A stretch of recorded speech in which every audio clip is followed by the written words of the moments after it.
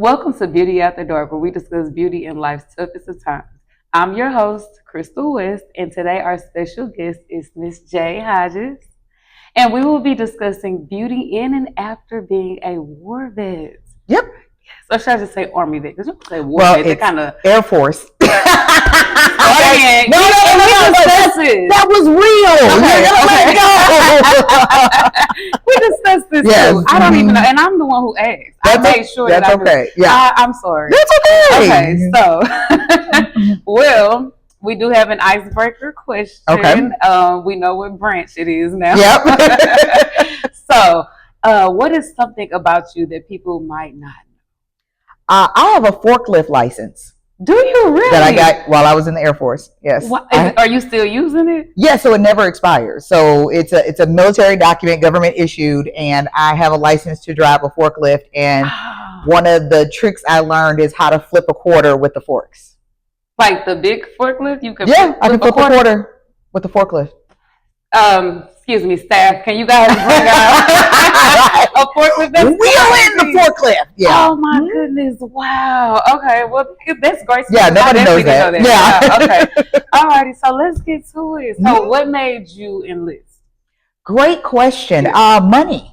So I have not a big family, but I have two sisters and a brother. Mm-hmm. My youngest sister and I are 18 months apart, so we were going to be going to college at the same time. And one day I heard my parents talking about having to take out a second mortgage to pay for my college education as well as my sisters, and I was just like, I'm not going to do that, because I didn't want them to go through any type of financial struggle just to do something for me. I appreciate them wanting me to get their education, get my education. I appreciate them willing to sacrifice in order to make that happen for me, but I was just like, nah, if I'm going to go to school, I'm going to do what it takes to pay for it. So that was you were the mate. Are you the favorite daughter? Because no, my favorite that night. Well, I am the daughter that's going to take care of my parents when when they're older. I'm that daughter. Yes. Yeah. So were they scared? Were they like, no, don't do this? Was there any hesitation? No, it really wasn't, because my brother was in the Marines, so we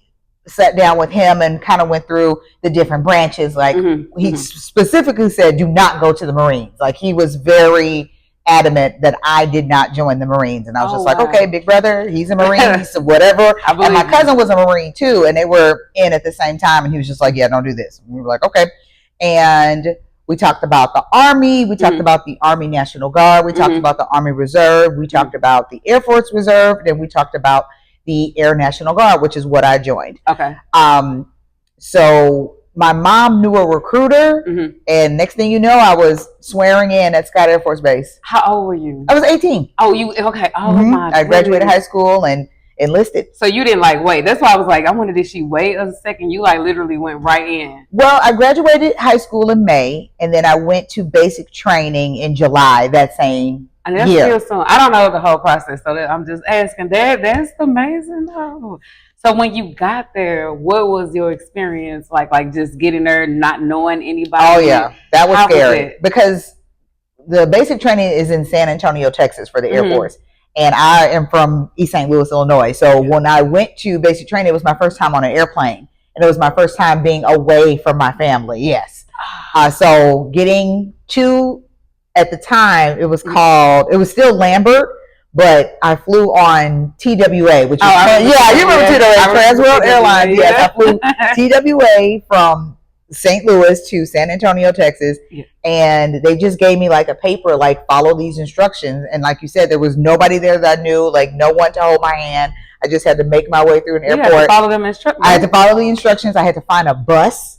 Wow. And the other people that were lining up were also going to basic training, but that's what it was. And the bus driver was not nice. And I guess they get you ready for like being yelled at, so it starts the minute you get on that bus, and everybody's there with their luggage. And how were you like, okay, like, how y'all doing? We didn't talk at all. I think everybody was just nervous and didn't know what to expect. And I think people were afraid of getting in trouble if they did talk. So we didn't talk at all. Oh, that's a good point. Yeah. Like, you know what? I'm gonna keep exactly. this mouth shut. Exactly. It's like, I don't like getting yelled at, and I don't know what I'm getting myself into. So why don't I just keep quiet and find out later?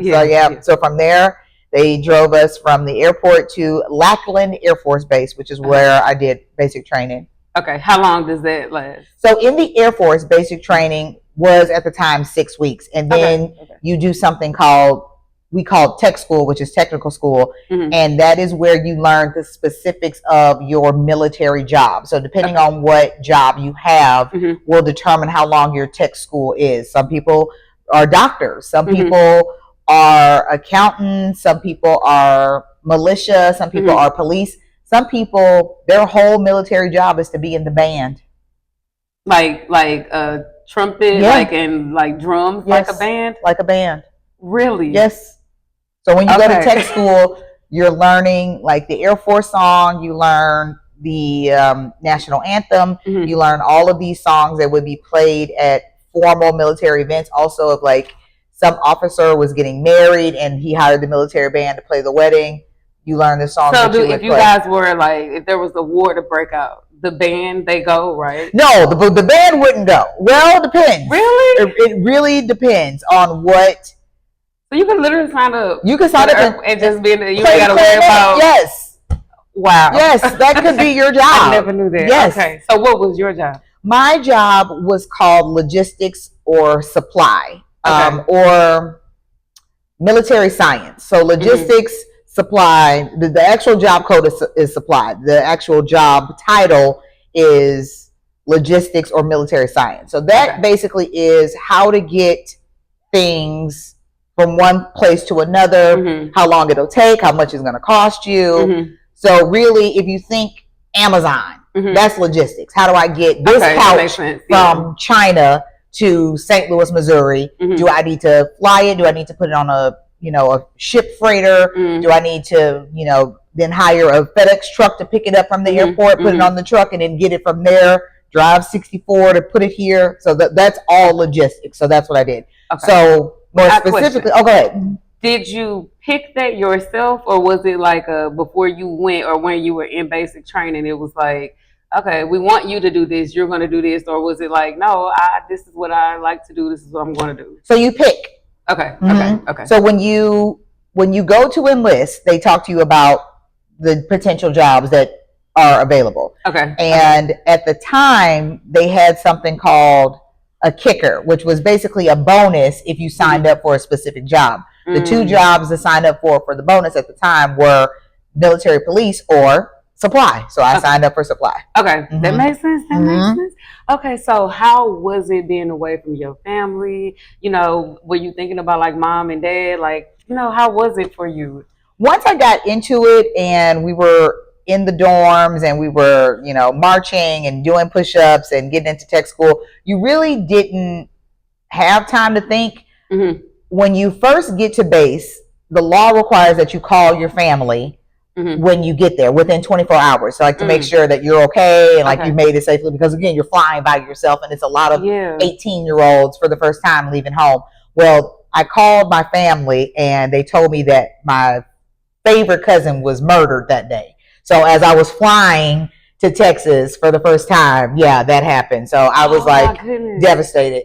Yeah. So, but you still had to keep your game face on because you couldn't go back. Correct. I guess I could have. Honestly, I could have. Allow you to go. Allow nothing. I could have just left. Yes. I don't know. Right. Yeah. So you could be, considered a deserter. You get a dishonorable discharge, but you always. Everybody has free will. You just got to deal with the consequences. It's like you can rob a bank if you want to. You're just gonna have to deal with the consequences. So you could essentially quit the military if you wanted to. So when that happened, I could have just been like, you know what, this is too much. I'm not doing this. I'm not doing this. But the thought of quitting didn't cross my mind. It was just like, I'm really sad. I tried to go back for the funeral. They wouldn't let me go back. And I was just like, okay, this is the first time at 18 years old was the first time I had to deal with something that was out of my control. I had to accept what was being told to me. Like, I want to go home to this funeral, but I wasn't able to go. How did that make you feel? I was devastated. I was mad at the world. I was mad at everybody. I was like cussing people out, and it was terrible. But it was the first time I had to realize that life isn't going to go the way I planned it. Mm-hmm. And sometimes you're going to have to do things you don't want to do. And that was one of those things. So did that happen more than once? Not necessarily tragedy, but like your whole military career. That's all the military is doing things you don't want to do. It's like, honestly, when 9/11 happened, it's like, I don't want to go to war. Like, I didn't sign up for this. Yeah. When I signed up, I never thought in a million years that a war was going to break out. Yeah. And next thing you know, it was like, all right, we're deploying. So yeah, so working 24-hour shifts, Mm-hmm. Having to, make a will. I had to get the anthrax vaccine. That's not something I wanted to do. Oh my goodness. Yeah, but because that's where we were in the country at that time, we were at war. We had to be prepared to do whatever it took to, survive. So if that meant getting an anthrax vaccine, that's what we had to do. You had to do. Yeah, again, and I didn't want to get it. Yeah. I don't like shots at all, and I don't like taking unnecessary vaccines like flu. Cool, COVID. Cool, anthrax. Yeah, that was a bit much. That was a bit much. Yeah, but even COVID though, I felt like I didn't do the COVID vaccine, and you did it. I did because my entire family is suffering from some sort of ailment. So, you protecting yourself. Okay. Absolutely. Like my aunt has MS at the time. My aunt had a stroke and she just had her leg amputated. I had another aunt who was really sick, and I was just like, I can't risk my family's health. Yeah. Yeah. So I was just like, let me just get the vaccine for their sake. That was very wise. Thank you. And then you mentioned deployment. So what was that like? Deployment was interesting. So deployment was the first time I had flown internationally. And again, it was with the military. So the first time, I was a lot of firsts in the military. My first time on a plane was in the military. My first time internationally was with the military. And we went to Germany in the middle of the war because there was a hub in Germany where we would deploy troops and materials to different war zones. So like a bunch of stuff was coming to Germany. From there, we would send it to Kuwait and Afghanistan and Doha, Qatar. So that's what I did there in Germany. Okay. Yep. So that's where I deployed. Because I don't know, when you hear like deployment and then war and like all of this stuff, I'm just immediately thinking that you like in the desert somewhere, bombs going off. You gotta watch where you step. You gotta watch these kids trying to blow you up. And I know that might sound ignorant, but I mean, when you're not over there, I don't know what to exactly. think. So, and I think the media paints a very specific picture of war, and it is desert and little kids with weapons and things like that. But war takes so many different shapes that it's so cumbersome that it's not, you would never imagine all the things, because someone is in an office doing this and they're technically at war, because if we're in a war, then if we're at war, then everyone in the military is doing something to support the war effort. So you can still be in an office typing on a computer and you're at war, or you could be in the desert, armed with an M16 and you're at war. Yes. So I was in Germany sending parts of airplanes to different, bases in that's good desert to know, because that that's happening, but I don't really think that I knew like everything matters. Yes, every single piece. There's so many pieces in the military and war. It's like, it's literally a puzzle, and everybody has a job. There's somebody paying, salaries, and you get desert pay. So or hazard pay. So if you're on the ground in the war, you get like extra money for that. So it's some accountant's job to make sure that you exactly like, Crystal's in Doha. Okay, then she gets a bonus. Yes. Okay. And it's someone's job, unfortunately, if someone passes away in war, it's someone's job to call the family, and you actually show up at their house and tell them that their loved one has passed away. Also, with the flag and all, like, no, that's only at the funeral. But yes, but it's someone's job to make sure that the benefits that the deceased veteran had or the deceased service member had go to the family. Yeah, so it's like all accounting. So there's so many different pieces. Oh my goodness. Okay, so did you suffer like PTSD when you like came off of deployment, or even just being in Germany, like anything?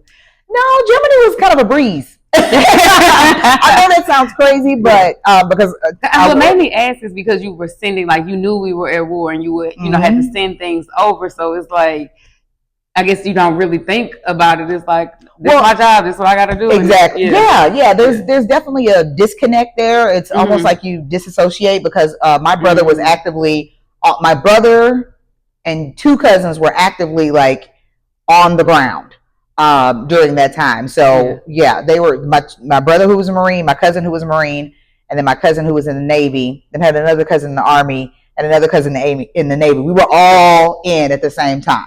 Okay. And another cousin in the Army. So we were all in different. I always thought we'd see each other in the airport. You know. Yeah. But so it although like you do miss your family, you understand what's going on. PTSD takes different shapes again because it depends on what some people get PTSD from a spider bite. Like they're fine pulling the trigger, but if you're deathly afraid of spiders and you go to the desert, you know what a desert spider is? No, I don't want to know either. A desert spider is tell me, but I'm just terrified even hearing about it. A desert spider is as big as my hand. It's a tarantula that's brown and it's in the desert, so you can't see it. As your hand. As big as my hand. Okay. So they would crawl in boots because your boots would be warm and they like the warmth. So we would tell people to put socks over the tops of their boots so that the desert spiders wouldn't get in there. But imagine like if you have arachnophobia and you're sleeping in your cot and a spider, you wake up and there's a spider on your chest, that could cause PTSD. So I'm not gonna say you never think about that. I guess I never thought about all the different types of people. I'm just thinking like, you know, especially around with 4th of July, all of the fireworks and things like that. I always think of like, oh my God, if there's like anybody that's been to war or a vet, they probably like going crazy right now. I'm never thinking about the small things. It's like a spider. That's crazy. Yeah, trauma takes different shapes again. Because if you only drink coffee over there, when you come home, when you smell coffee, you might think of war. So that triggers your that time. So it could be a trauma trigger. Just the smell of coffee. Did you experience like were there any like dark times or trauma times, like not just in like the war or in Germany or just your whole career? Yes, but it came later. Really? Because you kind of find out how much the war or being in the military affected those you served with.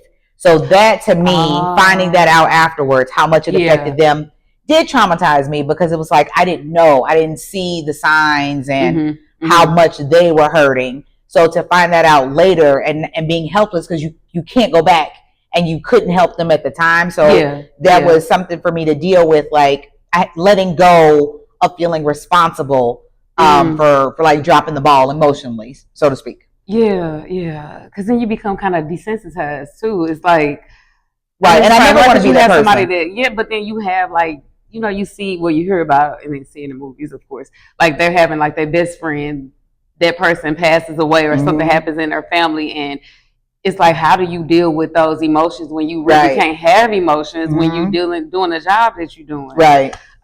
And people don't share, so it's like it's hard to realize that people were keeping certain things in, and again, when you learn about it, it's like, oh, I wish I'd have known, I would have done X, Y, Z.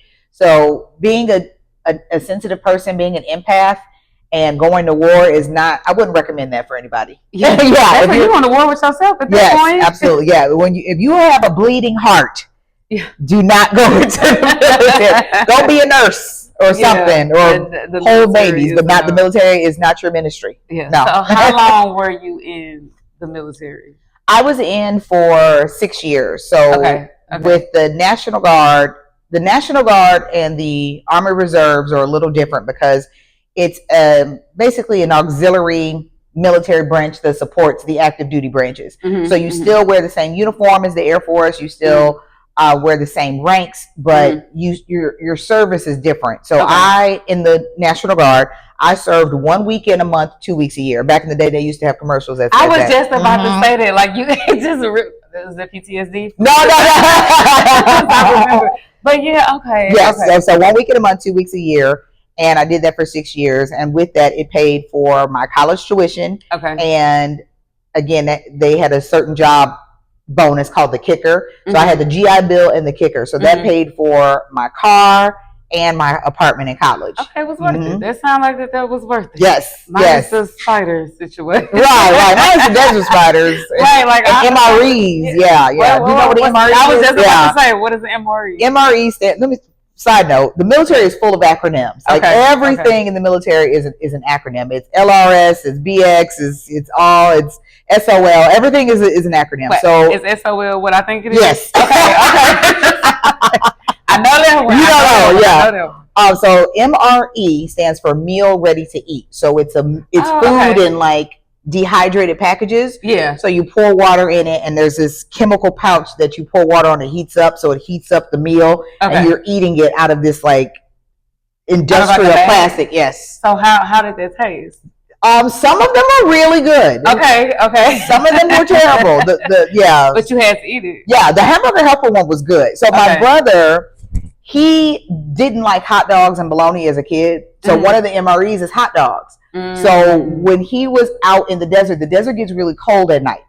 So he would heat up the hot dogs and he would stuff them in his pants. One of his military buddies told me this, to keep himself warm. So that's how he got the nickname Hot Dog. Yeah. Girl. Crazy. That is funny. Yeah. Oh my! And then to have to tell their story, like, sir, what's your name? How you exactly. Yeah. That's hilarious. And that's another thing. Like, you make such deep connections. Now, I was going to say friendships, but it's deeper than friendships. Yeah. You make such close connections with people that they, you get nicknames for them. You call their kids my nieces and nephews. They call you your sisters and brothers, because we're brothers and sisters in arms. So we. Meet as strangers, we leave as family. Yeah. No, I get that. I understand. That makes complete sense too. Like, especially, when you're not in the military, you have close friends like that. So it only makes sense when you spending your time with someone for so many years. So I get it. And you go through so much. Like, it's trauma bonding. I'm in a sorority. I have a huge family. I got tons of cousins. I have the best friend in the whole world. The relationship I have with my Air Force buddies is nothing compared to my other relationships. Yes. Like, when you go to war with somebody, it's a whole other different. It's totally different. Yeah. It's a level of closeness that is incomparable to any other relationship. Okay, so then that means you still friends and still super close with everybody that... I'm going to my Air Force buddy's daughter's graduation party next week. Yes, because she's graduated high school and she's going to University of Illinois. So going to that. We've been to all each other's weddings, babies' showers, and yes, been there for everything. Yes, that's awesome. That is awesome. So, do you have any advice for people who are thinking about enlisting, or even people that have already enlisted and are like, you are living a normal life now? You have any advice for them? Like, I would say if you're interested in joining the military, definitely do your research, because again, different branches offer a different experience, and you want to have something that's important or meaningful to you. Consider the National Guard or the Reserves if you're thinking about getting a way to pay for college. I will never say that is a bad. I recommend that people go that route first. Okay. Definitely Guard or Reserve before active duty. And then if you are a veteran, make sure you take advantage of all the resources that are available for veterans, especially in the state of Missouri, especially in the state of Illinois, and sign up for the VA and get help wherever you need it. That's good. Okay. So any other stories you want to share before we end? In March, we were talking about my Air Force buddies. Our Air Force boss retired. We're all retired now, but she's sick. And she's battling cancer. So she moved down to Florida and retired. So we all got on a plane and flew down there and spent the weekend with her. And we swam in the pool. We told old war stories. And we were like, what about so-and-so? And she had the best time. Just to see her light up and just see all of her old Air Force. She calls us the girls. So we were her girls. And just to bond and spend that time together was so important, because we don't know how much longer any of us has, really. And that bond is still as strong as it was when on my first day at base back in 2000. Oh my goodness. Can you believe it has been so long? I've known these women since I was 18 years old. It's weird. Yeah, that's insane. And in 2000, I feel like it was like yesterday. Right. It was yesterday a million years ago at the same time. I don't know. The math ain't mathing. But at all. We were still the age we were back then. Exactly. I'm 21. What are you talking about, Crystal? Listen, okay. A fresh 21. Yeah, it's a fresh, sprightly 21 for sure. Okay, well, I want to thank you for coming on the show. Thanks for having me. One of our sponsors is 801 Fish. I don't know if you ever been. Yes! But we have a gift card for you. So thank you, 801 Fish. Yay. Appetizers. Take me. You go all the time. I watch your reels. And speaking of our sponsors, this beautiful floral bouquet came from Blooming Box. So This is gorgeous. It's so pretty. Like I just want to go to them all the time and just get weekly floral arrangements because it's so beautiful. You should treat yourself. I think people should not wait for someone else to give them flowers. If you love flowers and you want flowers, go get yourself some flowers. You're absolutely right. Look, today. right now. All right, well, that is it for this episode of Beauty After Dark. Always remember that beauty still shines in and after the darkest places in life. Thank you. Bye.